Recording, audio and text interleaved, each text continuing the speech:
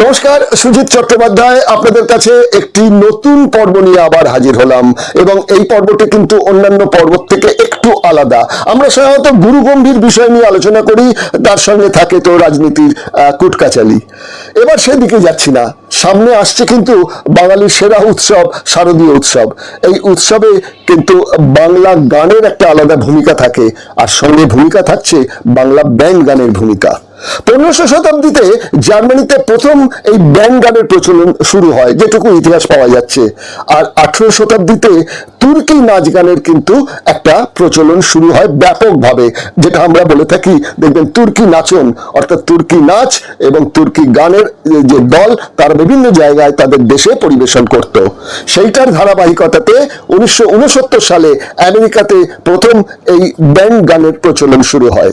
আমাদের এখানে 1971 সালে খুব অল্প সময়ের মধ্যেই কিন্তু একজন জন্মেছিলেন, তার নাম হচ্ছে গৌতম চট্টোপাধ্যায়। তিনি সৃষ্টি করেছিলেন মহিনের ঘোড়াগুলি। কিন্তু তার ভাবনা চিন্তা বোধহয় তখনকার সময়ের থেকে বোধহয় একটু এগিয়ে ছিল, যার জন্য বাঙালি ধরতে পারেনি যে মোহিনীর ঘোড়াগুলির কি ব্যাপকতা, কি গভীরতা রয়েছে।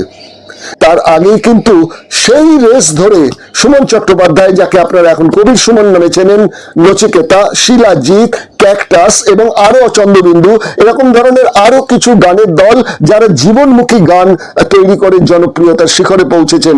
এবং তার সঙ্গে সঙ্গে আরেকটা নাম বাদ দিলে বোধহয় ভুল হয়ে যাবেন, যিনি অকালে প্রয়াত হয়েছেন, সেই কালিকা প্রসাদ।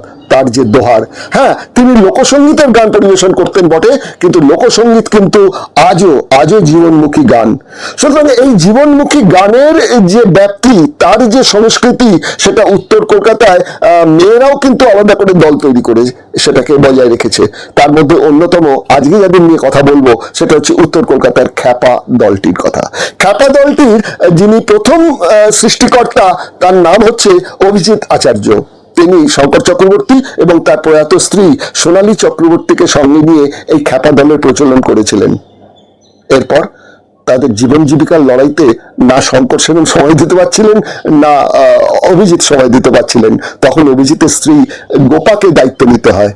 এই গোপা আচার্য তিনি জুটিয়ে নিলেন কিছু দামাল মেয়েদের, একদম ইয়ং ব্লাড দামাল মেয়ে, যারা নিজেরা গান গায় এবং নিজেরা বাদ্যযন্ত্র বাজায় এবং দক্ষতার সঙ্গে বাজায়। সেটা কিন্তু আপনারা শুনলেই বুঝতে পারবেন। এবার পুজোয় তারা কি আপনাদের সামনে হাজির করছেন, এই খ্যাপা দল এবার পুজোয় কিন্তু আপনাদের খেপিয়ে তুলবে, এ ব্যাপারে কোনো সন্দেহ নেই। দেখুন।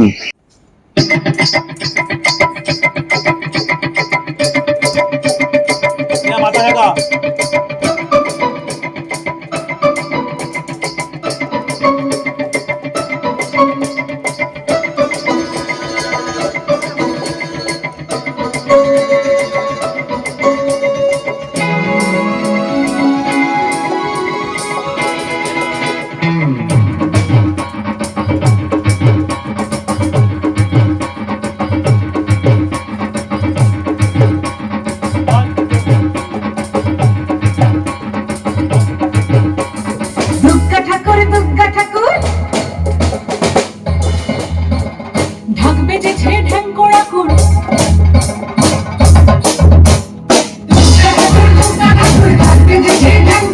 পুজোর গন্ধ খেপার ছন্দ আগমনী সুর মাস চিন্তাবের বাড়ি আনন্দে ভরপুর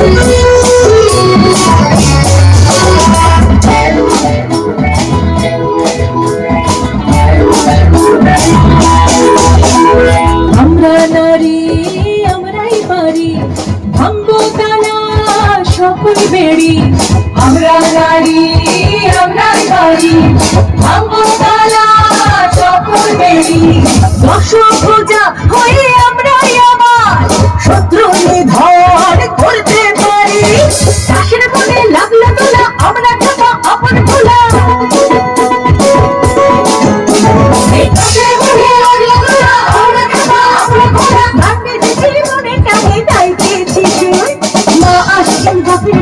আনন্দে ভরপুর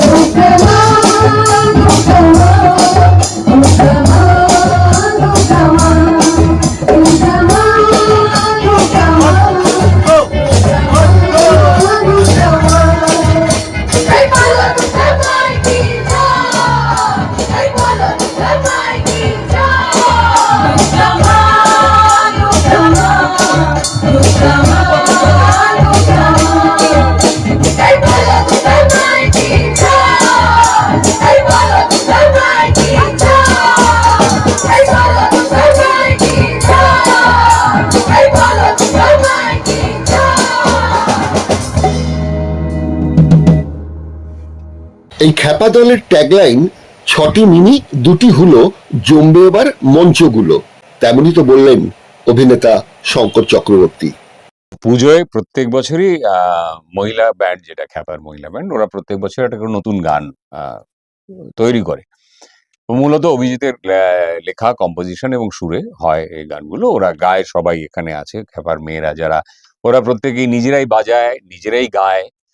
এটাই হচ্ছে ওদের বিশেষত্ব। তো এইবার থেকে আমরা ঠিক করেছি, আমি এবং অভিজিৎ, আমি সময় দিতে পারি না, কিন্তু আমি ঠিক করেছি আবার সময় দেব।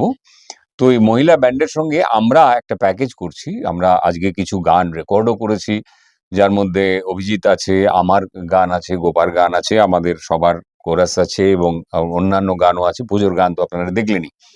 তো এইগুলো আমরা নতুন করে আসছি, আমরা খ্যাপা আবার মহিলা ব্যান্ডের সঙ্গে আমি এবং অভিজিৎ ঢুকছি। অভিজিৎ একটা সুন্দর নাম দিয়েছে হুম। এটার, এটা সেটা বলে দেবে একটু? বলবো? হ্যাঁ, বলে দাও। লজ্জা লাগছে। বলি, ৬টি মিনি দুটো হলো, কাব্যে এবার মঞ্চগুলো। এইটা এর সঙ্গে আমাদের নাচ থাকবে। আমরা যেখানে যারা প্রোভাইড করতে পারবেন নাচ, সোমাশ্রী ঘোষ আছেন, ওর টিম আছে, ও আছে, ওরা নাচেও থাকবে এর মধ্যে। তো সেইটা আমরা নতুনভাবে আত্মপ্রকাশ করছি আবার খ্যাপা। সেটাই আপনাদের জানাতে চাই। কেমন লাগলো? আমরা এই ভিডিওগুলো শ্রদ্ধা মিউজিকের পক্ষ থেকে এটা আপলোড করা হবে। সেটা আপনারা দেখতে পাবেন। দেখে জানাবেন আপনাদের মতামত কেমন লাগলো। বাকি গোপা আছে, অভিজিৎ আছে, ওদের কাছে শুনুন। এবার আমি চলে আসছি ও আরেকটা কথা, শুধু গান নয়, আমি কিছু কবিতা নিয়েও হ্যাঁ, থাকবো অবশ্যই। সেটাই। এবং কবিতা আর সঙ্গে গান, এরকম মানে আমি ধরুন আমি একটা কবিতা বললাম, গোপা গান গাইলো, এরকম আমরা আগে করতাম। তো যেরকম ওই কৃষ্ণ যদি জন্ম লিথ আসানসোলে, ডুলি চাইপে নামতো ঠিকই খাদের তলে, সারা অঙ্গ কালা চাঁদের বৈধ কয়লা কালায়, সোডা সাবুন ঘস্ত দমে বৈশ্যে কুয়া তলায়। তো এইটার সঙ্গে মিলিয়ে ওর একটা জলে গান। না যাইও, হ্যাঁ, জলে না যাইও, মাই তুই জলে না। জলে না যাইও। তো এরকম আরো করব আমরা অন্য কবিতা, সেগুলো আমরা সিলেক্ট করছি, হুম। করে তার সঙ্গে গান হবে আর কি। সঙ্গীতকার, গীতিকার, লোকসঙ্গীত শিল্পী অভিজিৎ আচার্যও জানালেন এবার পুজোয় খ্যাপা দলের গান দর্শকদের কাছে এক অন্য মাত্রায় অস্তিত্ব প্রকাশ করবে। নতুন করে কিছু বলার নেই। খ্যাপা দলের সম্পর্কে তো শঙ্করদা, গোপা বললো। তা আমার মনে হয়েছে এই দলটা করতে গিয়ে, মানে এই দল আমরা যখন গান বাজনা করছি হই করে, তখন ওরা যখন দেখলাম এক ঝাঁক নতুন ছেলে মেয়ে, মানে ছেলে না মেয়ে বলবো, গীতা, তমালিকা, চন্দ্রিমা, স্নেহা, সম্পূর্ণা, ওদের মধ্যে যখন দেখলাম এই প্রতিভাগুলো, তখন মনে হলো বাহ, এটা যদি একটা ব্যান্ড করে কিরকম হয়। তখন গোপাকে বললাম চলো আমরা একসাথে একটা, যদি তোমরা একটা ব্যান্ড করো, আমরা তো থাকতে পারি না সবসময়। তখন ওদের ২ বছর ধরে অক্লান্ত পরিশ্রম করেছি, আমি ওদের সাথ দিয়েছি একটু। তা প্রত্যেকে ওরা খুব ইকুইপড। সেই জায়গা থেকে মহিলা ব্যান্ড, ওই অর্থে বলবো না, গান বাজনার এরকম জার্নি আমাদের বাংলায় হয়তো হাতে গোনা ৩-৪টে আছে, ও তার মধ্যে ওরা একটা অবশ্যই পড়ে। এবং অলরেডি এটা অনেক জায়গায় ছড়িয়ে গেছে। তা সেই গোছানোটা করে, মানে আরো যত আরো সমৃদ্ধ হই আমরা, মানে ওরা যাতে আরো সমৃদ্ধ হয় এবং আরো যাতে অনেক মানুষের কাছে পৌঁছে, তাই জন্য ৩টে গান আমরা নতুন শ্রদ্ধা মিউজিক থেকে আসছে।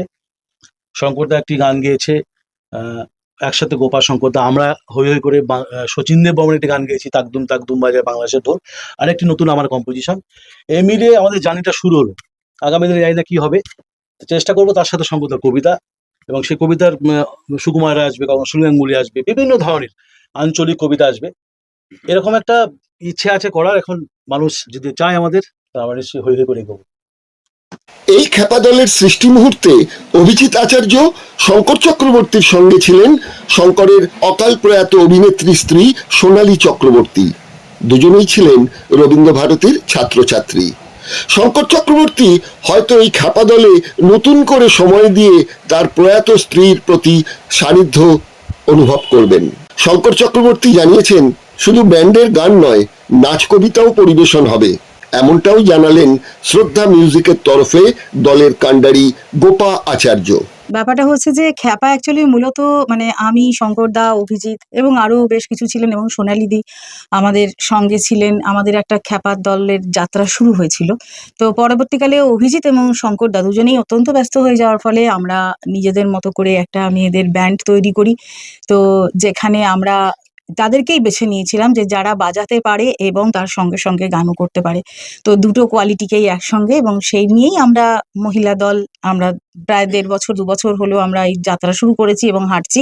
তো হাঁটতে হাঁটতে আমাদের মনে হলো যে হোয়াই নট আমরা শঙ্করদা এবং অভিজিৎ, যারা মূলত কান্ডারি ছিলেন, তাদেরকে আমরা সঙ্গে নিচ্ছি না কেন। তা আমরা প্রস্তাব রাখি তাদের কাছে এবং তারা সানন্দে রাজি হয়েছে।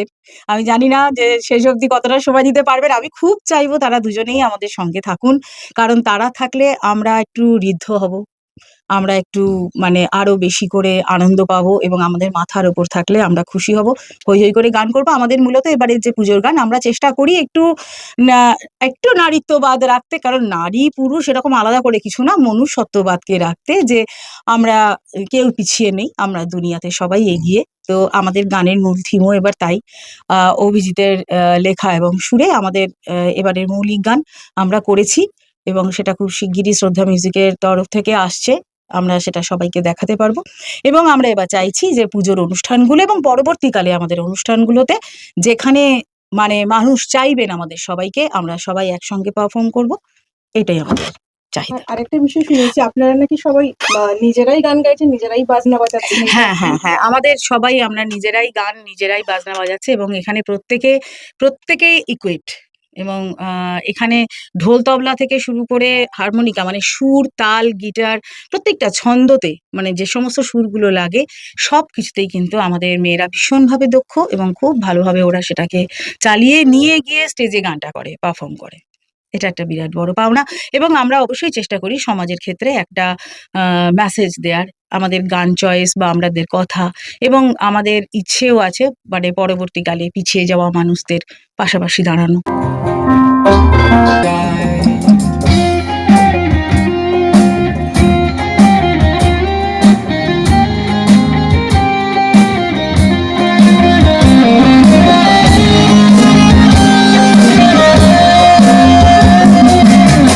কথা শুনিয়া কানাই বাঁশি হাতে দিল, সর্প হয়ে তাল বাঁশি রাধেকে দংশিল, ডান পায়ে দংশিল রাধের বাম পায়ে ধরিল, মোলা মোলা বলে রাধে জমিনে পড়িল।